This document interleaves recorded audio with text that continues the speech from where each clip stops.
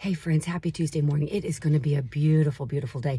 Getting ready to head into the gym, another recovery day after Saturday's Ultra. But I wanted to share something with you guys before I went, and something that I really, really hope blesses you, and something that I know was timely for me this morning. You know, I know so many people that are just going through trials right now.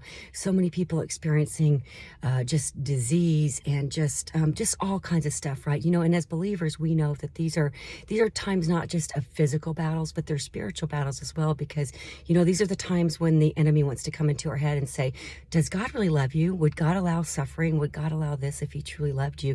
And of course, the answer to that is yes.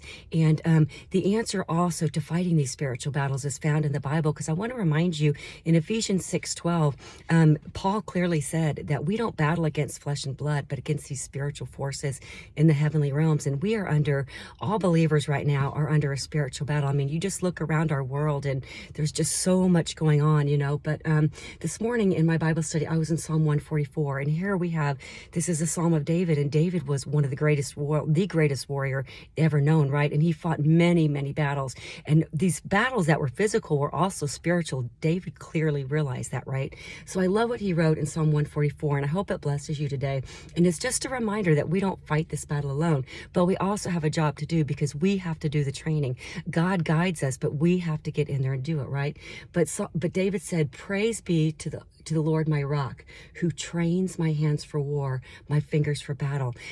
Let me tell you this trains, he didn't say trained, he said trains. This is a continual, ongoing process each and every day. And David had many, many weapons that he had for warfare. He had the sling, he had the stone, he had his bow and arrow, he had different swords, he had all different weapons that he would yield. And he acknowledged God as training his physical body, but also his spiritual mind, because let me tell you what, we did an Ultra over the weekend, right?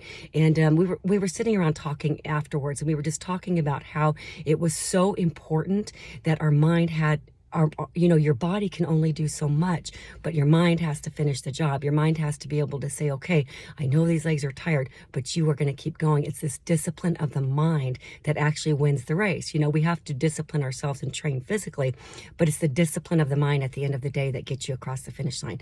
And this is what David was saying. And this mind is a mind held captive to the thoughts of God that can dispel the lies of the enemy. And we learn this. We are trained for this when we read the words of the Bible. So guys, I really, really hope that blesses you. This is the greatest weapon you will ever have in your whole life. And when the enemy comes at you, you got to know this and be ready to use it, because every soldier knows that the weapon is no good in an untrained hand. So David said, you train my hands for battle. You train every single day. So hope that blesses you. I'm going to get in a workout. It's going to be a great day.